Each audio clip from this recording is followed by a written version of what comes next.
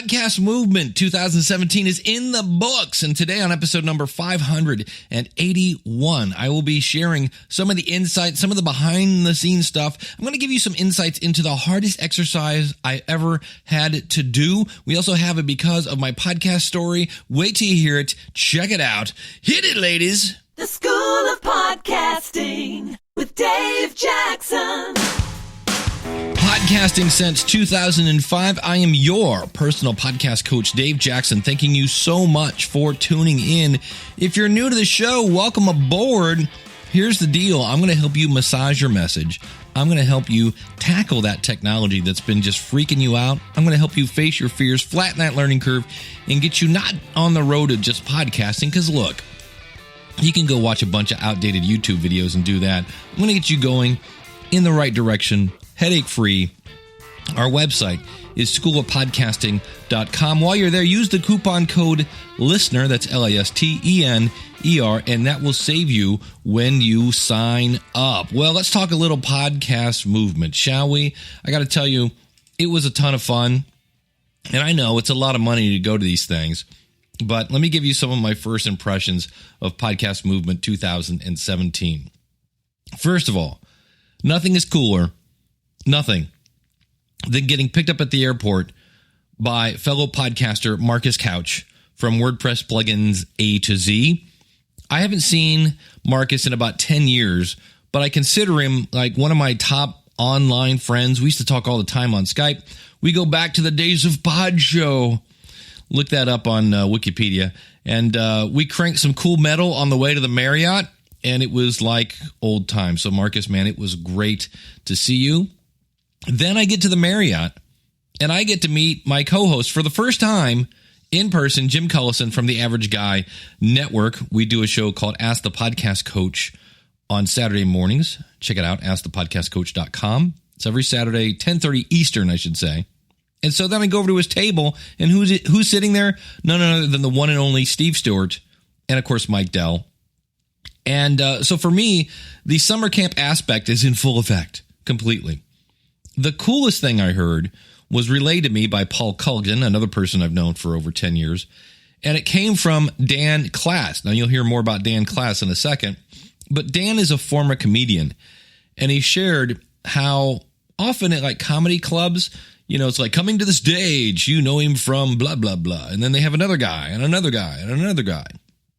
If you think about that, when you have multiple comedians in an evening, Dan said, don't forget, they all use the same microphone. And I went, ooh, that's a good one. So that'll be a session I'll be listening. I have the virtual ticket.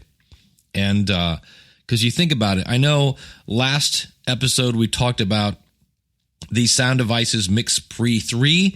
It is a really cool unit. I'm using it for the last time as we record this. And but it's not about the tech. It's not about the tech. It's about the content.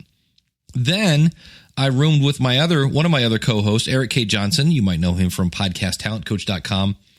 And just a super nice guy. If you are worried about your content, I'm telling you, Podcast Talent Coach is the guy to go see. And he had stated that it would be awesome. This was kind of like a weird Christmas miracle kind of thing. He was like, it'd be cool if I could meet a web developer who needed help with their podcast. As Eric was a podcaster, a podcast consultant, who kind of needed a little help with his website. I get in the elevator, and every time I got in the elevator, I would just look down. Everybody had their badge on and be like, so tell me about your show. And I've said this before, you cannot be shy when you go to these things.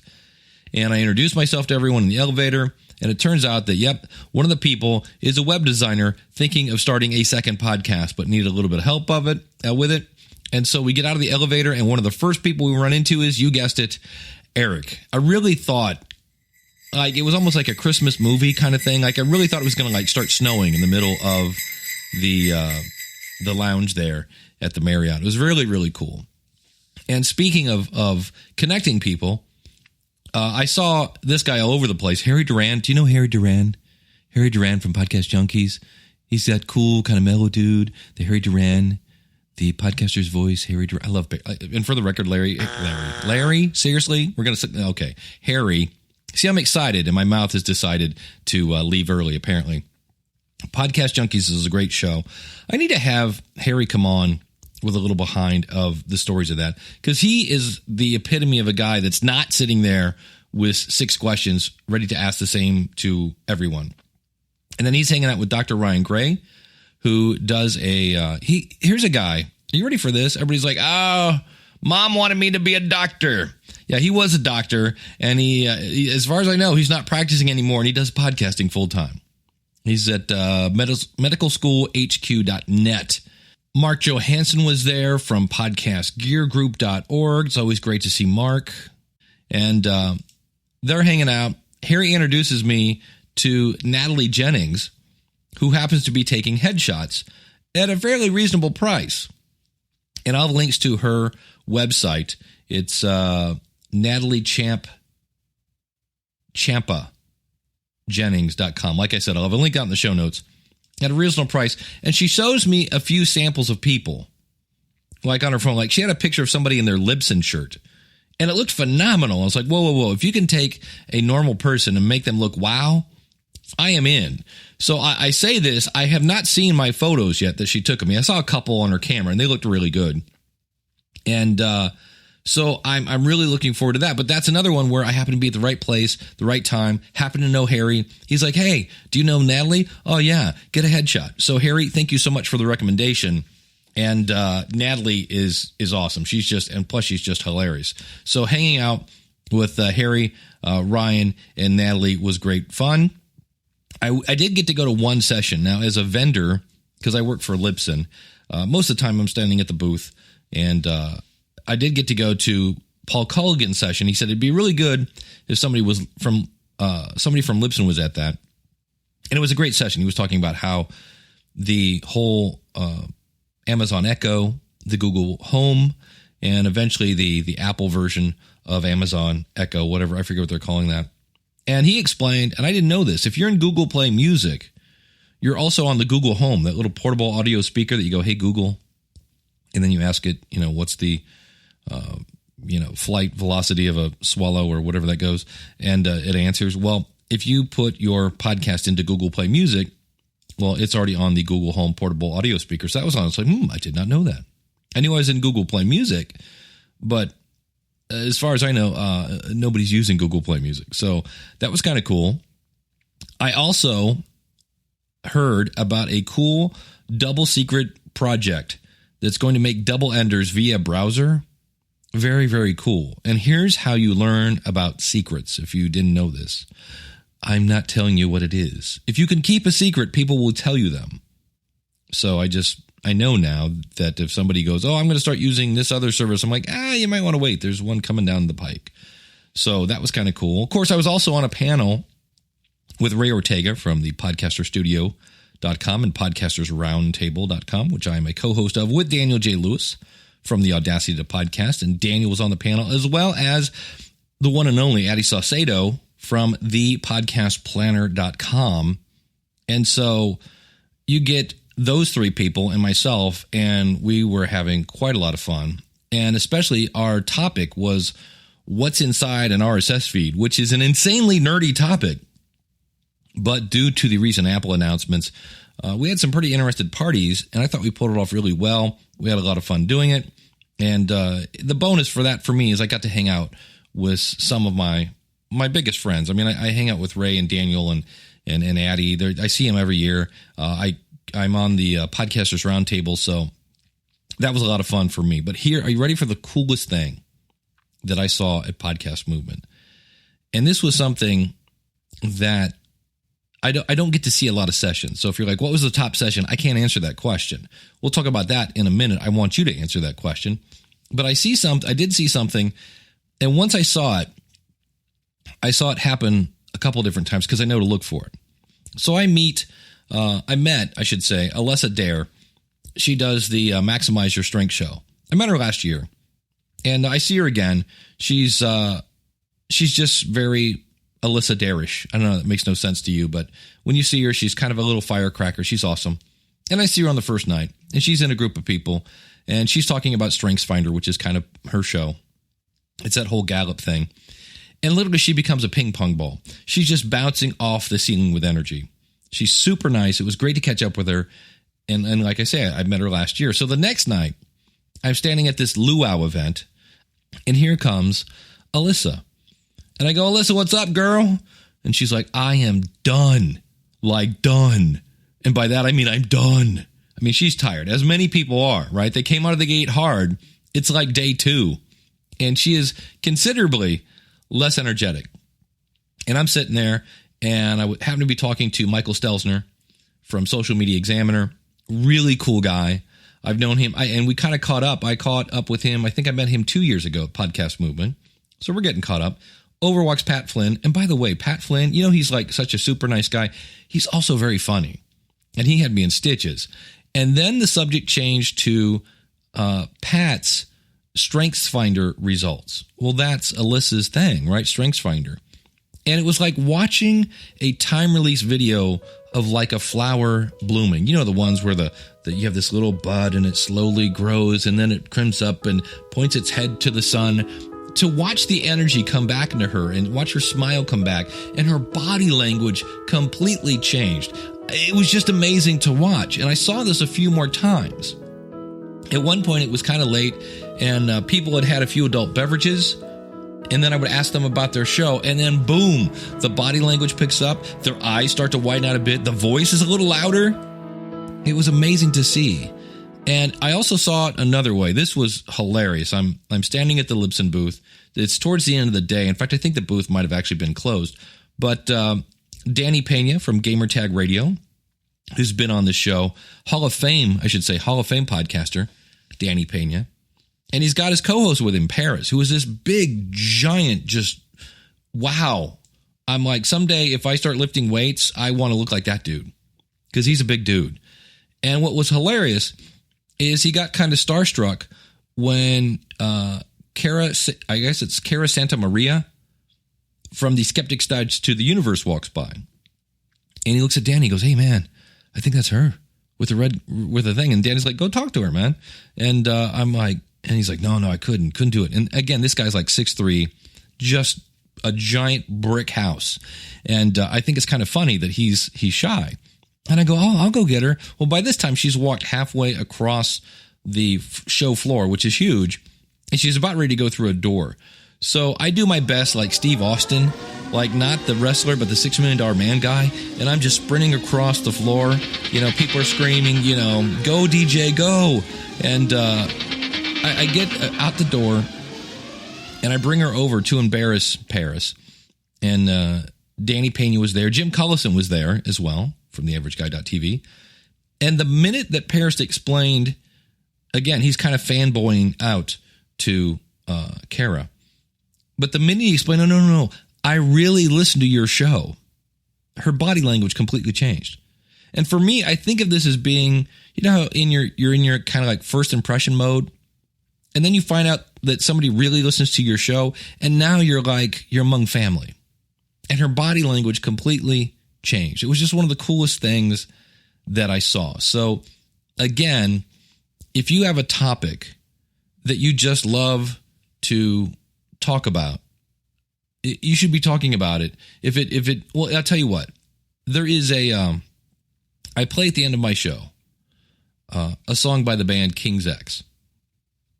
It's called If You Like What You Hear. It's actually called Go Tell Someone. And by the way, I play that with permission from the band. And there's a part of the second verse, and let me read this to you. If it's feeding your soul, then go tell somebody. If it makes you feel whole, then go tell somebody. Makes you hot when it's cold, then go tell somebody. And they wrap that up at the end of the verse by saying it's judgment time. And what they mean by that is it's now. Now is the time to do that. So, and I thought about that as I was watching these people kind of spring out of there, especially the one about if it makes you hot when it's cold. Because we were a little chilly at the luau. Nothing against Podcast Movement. They have no control over the weather. But it definitely, I heard that on the way home, and I was like, yeah, that's it right there. And so that was the one thing. Now I want to share with you what I did first of all, I lost again at, I think I'm at least 0 for 7 or 8 for awards that don't have the word Raz in them. I should point that out. Or tomato or something of that nature. I should have kept track. It's somewhere between 7 and maybe 9. 9 might be a little high. That'll be next year. I'm up for a podcast award, another one. So maybe I'll break the streak. But I am feeling like the Susan Lucci of podcast awards. So, but I do thank everyone who got me involved with that and voted for me. I appreciate that. So that was the first thing. And I even did I did the opposite. Every year I prepare an acceptance speech. And I thought, you know what, this year I'm going to do the opposite. I'm not going to prepare one, and then maybe we'll do the opposite, and I'll actually win. But nope, I was up against me, the feed, Daniel J. Lewis, all my friends were there, and then all of us get beat by some podcast that none of us have ever heard of, which makes you feel awesome. And but for the record, it's always an honor to be nominated. So now that that's done, and I told you last week that I thought, hey, what the heck? I can ask, what are they going to do? Say no. I said, hey, I'm a huge fan of The Bitterest Pill by Dan Klass. Can I induct this guy into the Hall of Fame? I heard he was going in. I thought all they can say is no. And they said yes, which was cool. And I asked them, I go, how long do I have to do this? They said 3 minutes. And I thought in my head, you know what? I bet this is one of those times where 3 minutes is longer than you think it is. And so I sat down, I wrote out my first draft, and I had some bits about the history and podcasting, like, hey, back then we were plugging in iRivers and we were using Juice software and it was hard. And this is what it was like back in the day, kids. And I had examples of how the show made me feel. And the fact that at the time when I was listening to that show, I was actually a copier repairman and I was out fixing copiers. And I had these orange books with maps that were impossible to figure out where you were, let alone where you were going. And I really didn't like my job at the time. And I was listening to this podcast and the fact that it made me deal with my day a whole lot better. And I made a joke about the more I talked about The Bitterest Pill, the more I sounded like a stalker. I listed all his accomplishments. And so I was like, okay, that should be good. I think I can get that under 3 minutes. And I started the stopwatch on my iPhone and I start talking. And I get about halfway through the presentation and I glance over there and guess what? My phone's at 5.5 minutes and I'm only halfway through the presentation. And I was like, ooh, okay. So number one, I had to ask myself, and this is what you're like, what does it have to do with podcasting, Dave? When you're getting ready to do an episode, what is the purpose of your episode? Because to me, I had to say, what is the purpose of this presentation? I had to go back, ask myself, look, what is this about? And so the purpose was for the person sitting in row 7 who had never, had been podcasting maybe since 2015. They had no idea who Dan Klass was. It was for me to explain to that person, why is Dan Klass going into the Hall of Fame? It wasn't about me. It wasn't about being funny. It was about answering that question. Why is this guy going into the Hall of Fame? And so for me, I felt this was a huge opportunity. It was on a big stage. I didn't want to mess it up. I didn't want to mess it up for me, let alone I didn't want to mess it up for Dan. And so basically, it was time to edit because this wasn't going to work. I can talk fast. I can't talk that fast. And so anything about me went out the door. Right? This is about Dan Klass, not about Dave Jackson, not about how I felt and how I was frustrated. The history lesson of the iRiver and portable players and Juice, that's gone. Synchronization cables, that's gone. Most of the stories I had about Dan, they might not go over if you didn't listen to the show. So no inside jokes for Bitterest Pill listeners. So only those things that had to be said would be staying. So I started off, I'm like, all right, let's list his accomplishments. And I thought of the funniest things I'd ever heard on his show. One of my favorites was he referred to his 2-year-old daughter as Princess Tirade. And some of the most memorable episodes. And I'll play this at the end of the episode. But he did an episode, it's 102, find it at thebitterestpill.com. It's called Mass Murder. And he talks about what it's like when his uncle was murdered and what it's like walking past. So there's mass murder at the time, and Dan is talking about walking past TV cameras as he escorts his mom to the funeral of her brother. And it's just amazing. I highly suggest you check it out. I'll put links to it out in the show notes, schoolofpodcasting.com/581.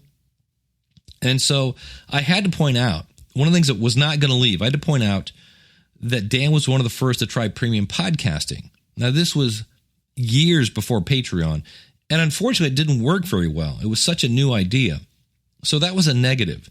So, and I actually had a joke there. I was going to say, hey, Dan reported back that you're not going to get 50% of your audience or 40% or 30 or 20 or, and then just kind of drift off. So I took that joke out. But I thought it was, because I was talking about how he was a pioneer, that had to stay. I had to point out that Dan had been sharing stories a decade before Serial, and he was creating engaging stories without a team of 19. That had to stay. And so, to me, I had my content, re-recorded it, and not re-recorded, but re-practiced it. I came in just a little under 3 minutes, and I had to cut more because I thought, well, wait a minute, if I'm going to be entertaining at all, I got to leave room for people to laugh. And also, I was reading really fast. So I cut out a couple other things, got it down to about 2 minutes and 45 seconds. And the last thing I did, I always tell people, if you can find a target audience, get them to listen to it and give you honest feedback. That's the best thing. So again, Eric K. Johnson, podcasttalentcoach.com to the rescue, was my roommate, and I read it to him. And because I was so hypersensitive to running over my 3 minutes, I started to summarize 3 different times. He goes, yeah, I don't know if you realize this, but you're kind of going, so here and over here, going, so here. He goes, and then at the bottom you go to wrap it up. He goes, you're actually wrapping up like 3 different times. Perfect feedback, changed it. Everything was cool. Thanks again to Eric over at podcasttalentcoach.com. So my information was set. I still wanted to do something, anything, to make my induction speech be different than everybody else's. It's kind of in my DNA. I want to do something to stand out just a little bit. And so I'm in the shower, and I'm thinking about an old Baptist preacher trick. This is where you get people to repeat words.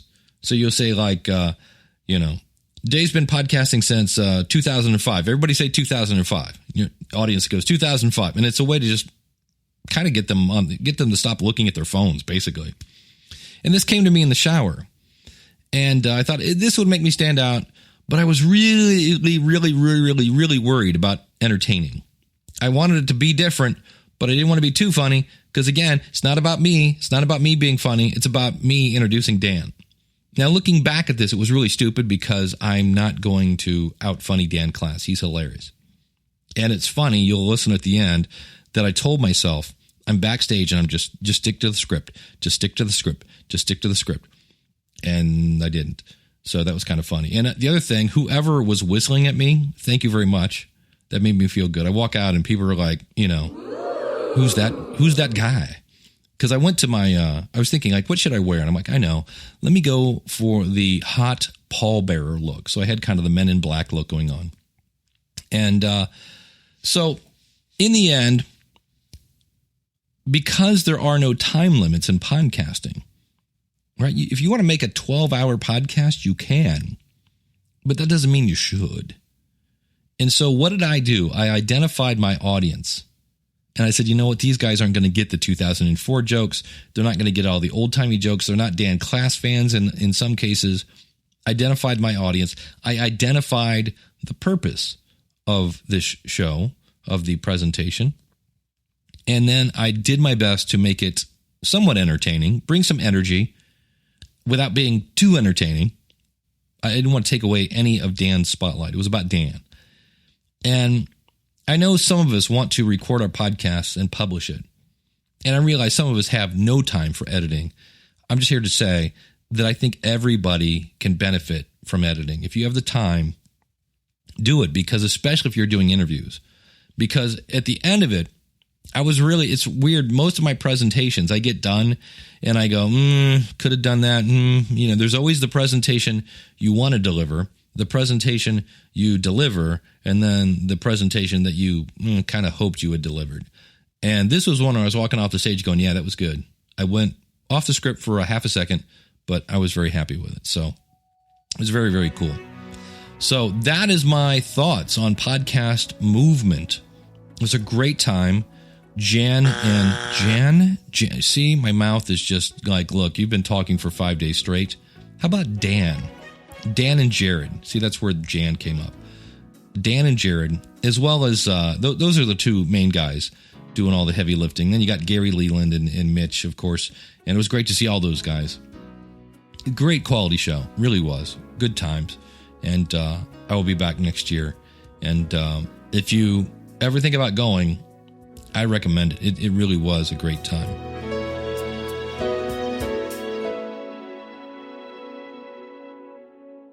In addition to all the podcast movement stuff, got to hang out with my Florida family, Glenn the Geek, Chris and Katie Krimitsos, Mark Johansson again, VP? Yeah, that's what we call him.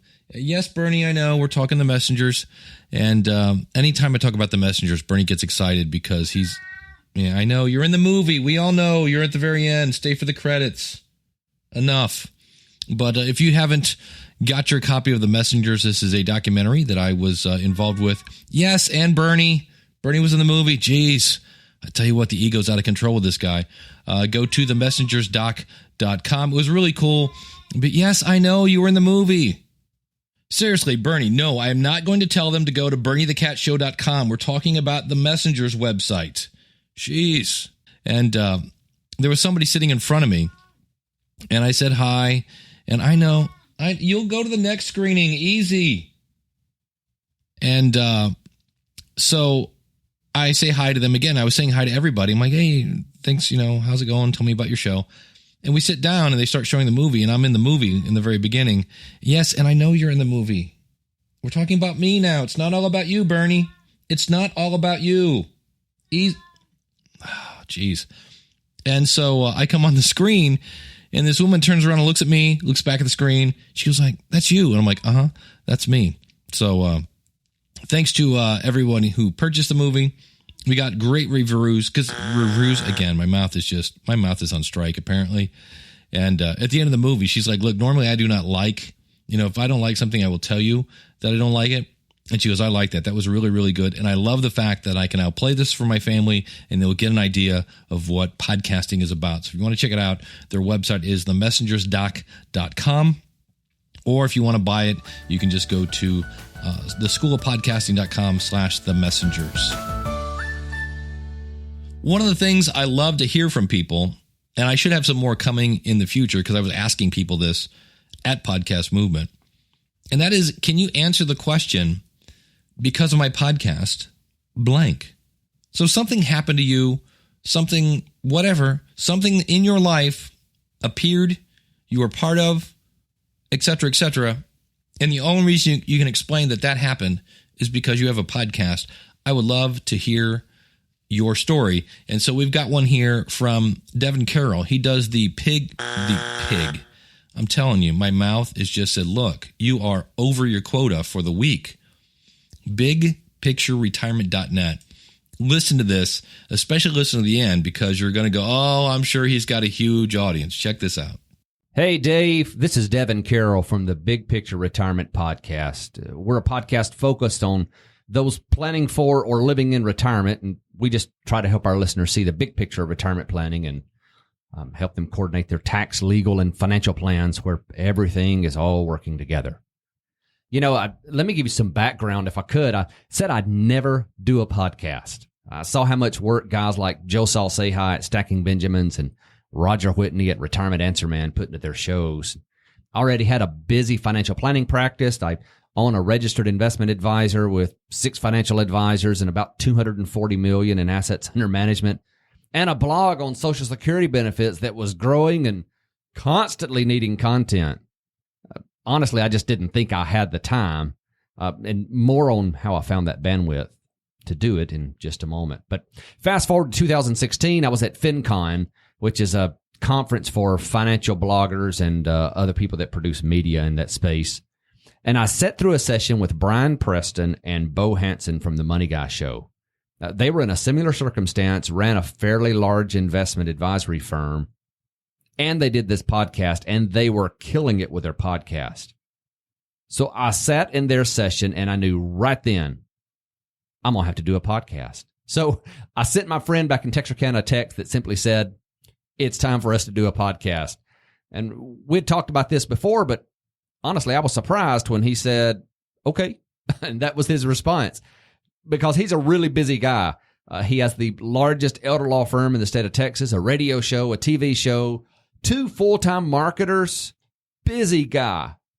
But he agreed to do it. He kind of knows that the space is moving this way. And so we sat down to figure out, how are we going to do this? And I knew then that we were going to have to hire some folks to help us. And that may not be an option for everyone, but if we wanted to get a podcast launched and off the ground, we were going to have to create a team to help us get it done.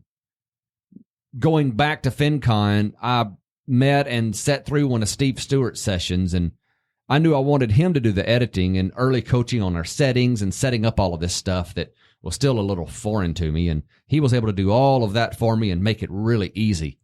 And then we hired Kate Horrell to do our show notes, and she was already doing some copy editing on my blog.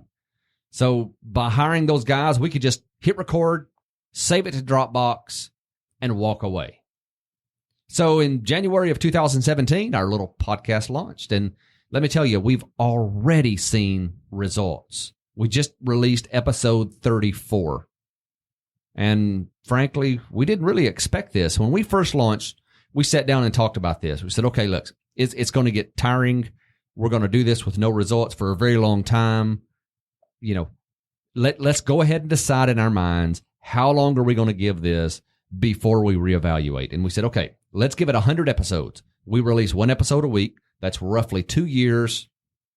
And if nothing happens, then we'll reevaluate our use of time and dollars.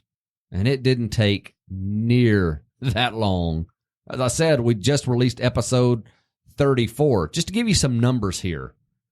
John, my co-host, has already billed more than $10,000 as a direct result of the podcast.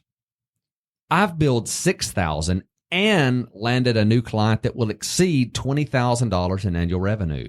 Those numbers tell me it's time to double down on the podcast.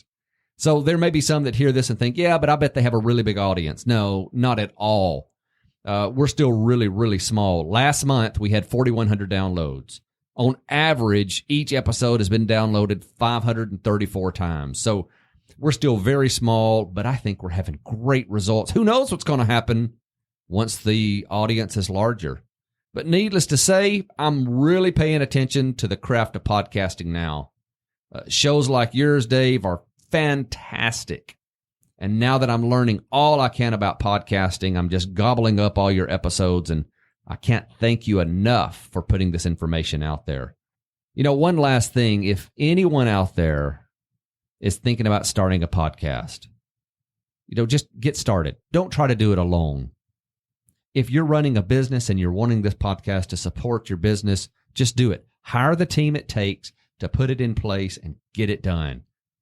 Dave, thanks again for the show. That is cool. So if you're thinking of starting a podcast to promote your business, to position yourself as an expert, it seems to be working quite well for Devin. So Devin, thank you so much for sharing that.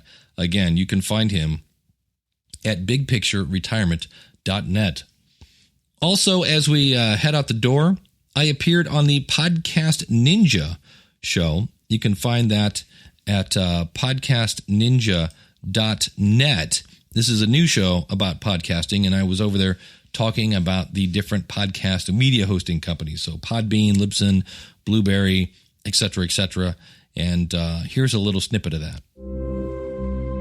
There are prices for media hosts that start at $5, depending on how often and how frequently you're podcasting. And I'm like, you know, give up a Starbucks and you've got your monthly hosting fee, and you're going to save yourself a big headache later. So thanks again for having me on. You can find that at podcastninja.net. I'll have links to that out in the show notes at schoolofpodcasting.com/581. Where will I be speaking next? I will be at National Podcast Power.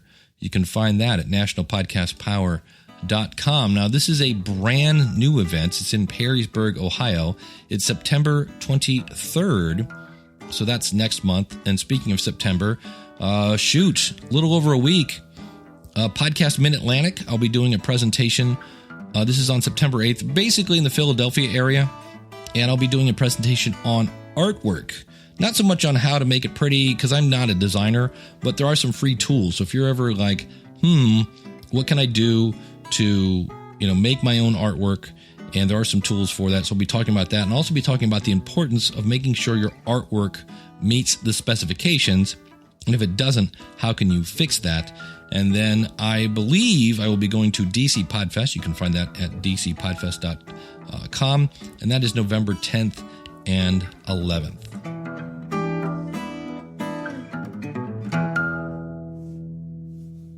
And as we get ready to head out the door, I need your input by, let's see here, August 1st. That is next Friday as I record this. Is that right? No, that can't be right. That would be September 1st. See, not only is my mouth not working, apparently my brain is gone on strike as well. September 1st, because next Monday, that'll be September 4th, is when we will do our audience participation episode. Usually it's the last week, but being the week after Podcast Movement, I kind of wanted to keep this slotted for Podcast Movement Reflections. I do this every year. And this month, the question is, do you have a no kind of situation? This could be someone has approached your show that has no idea what your show is, or something that we just went, no. Would love to hear that. And so far we have a couple. And so what I'm going to do, because I realize not everybody has a no story. I'm going to ask you, if you went to Podcast Movement, go over to schoolofpodcasting.com/contact. And I would love to hear what your takeaway was from Podcast Movement. Was it good? Was it bad? Did you have something happen? Did you have some Podcast Movement magic? We were right across the street from Disney. So I would love to hear that as well. We'll combine those two. And again, just go to schoolofpodcasting.com/contact. If you want to email me, it's dave@schoolofpodcasting.com. Put in the subject line, no. And if you want to add 582, you could do that too. That is the subject line. So no 582. Even if it's not, if you're doing a Podcast Movement Reflections, still put no in the subject line. That way I can group them all together. So thank you so much for tuning in as we start to wrap things up. First of all, let me remind you that I run the School of Podcasting. That's what you're listening to. Schoolofpodcasting.com. We help people start podcasts that change the world. And if you go to schoolofpodcasting.com/start, you can use the coupon code LISTENER. That's LISTENER. Had somebody ask me, they go, hey, I saw where you had like 16, 17, 19 courses. Do I get all of those? And I'm like, you get all of those. Plus, you get access to a private Facebook group for networking. And then twice a month, we do live group coaching where you can just come and ask me anything. So again, go to schoolofpodcasting.com/start. Use the coupon code LISTENER. And I really look forward to seeing you on the inside. This podcast, The School of Podcasting, was written by Dave Jackson. The producer is Dave Jackson. The music is produced by Dave Jackson using singers from Music Radio Creative. You can find them at schoolofpodcasting.com/MRC. The sound engineer is Dave Jackson. The editor is Dave Jackson. The senior producer is Dave Jackson. And of course, the executive producer. Special shout out to Dave Jackson. Thank you so much for tuning in. Until next week, class is dismissed. Take care, and God bless. If you like what you hear, then go tell somebody. If you like what you hear, then go tell somebody.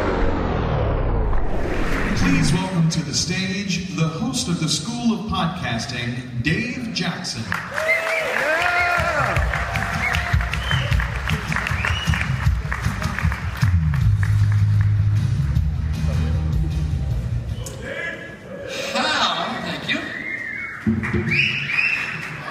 Easy. How do you summarize 13 years of podcasting in 3 minutes or less? The good news is I have a whole room of podcasters in front of me. So I'm just going to talk at 1.5x, all right? You good with that? It was 2004 when I pushed play on an episode of The Bitterest Pill. And a 6-year-old Hudson Klass came on and he said, "My daddy will now make an announcement." And I was like, "What?" Then Dan came on, in true Dan kind of self-deprecating way, he goes, "Hey, I'm Dan Klass, former comedian, failed actor, stay-at-home dad, and I live underneath the flight path of LAX." And again I said, "What?" This was someone sharing the insights into the hardest job in the world, and that, of course, is being a parent. In fact, it was a dual major, parenting and husbandry, with a minor in lunch making. Dan is a true podcast pioneer. He's been podcasting since 2004. That is before the iPhone.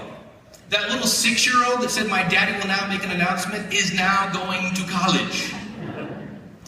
Dan was one of the first people to try premium podcasts. He was one of the first podcasters to be featured in the New York Times. Being featured in the New York Times, this means Dan was also one of the first people to get that email from his web host that said, "You need to either pay up or move." Dan and co-author Michael Colligan authored the book Podcast Solutions, a good book even to this day, and he's still helping people learn how to podcast as a professor now, teaching at USC. Very cool. Above everything else, Dan shares cool stories of his family and his behind-the-scenes stories about the entertainment business you just can't get anyplace else. And over the years, The Bitterest Pill has made me smile, it's made me cry, it's made me think, but mostly, it's made me laugh. I loved when he referred to his 2-year-old daughter as Princess Tyree. And a few years later, when she got her first stitches, she was then Princess Trooper. And in my opinion, Dan delivered the best podcast episode ever to date. It was an episode where he shares what it was like when his uncle was murdered in a mass shooting. And for me, that was my very first ever, honest-to-goodness, driveway moment. It was episode 102. You can find it at thebitterestpill.com. It's called Massive Murder. I highly suggest you go check it out. When Serial came on the scene in 2014 and people were like, "Hey, we should start sharing stories in our podcast." And I was like, "Hey, Dan's been doing it for 10 years. Welcome to the party, pal." Dan was a decade. Everybody say decade.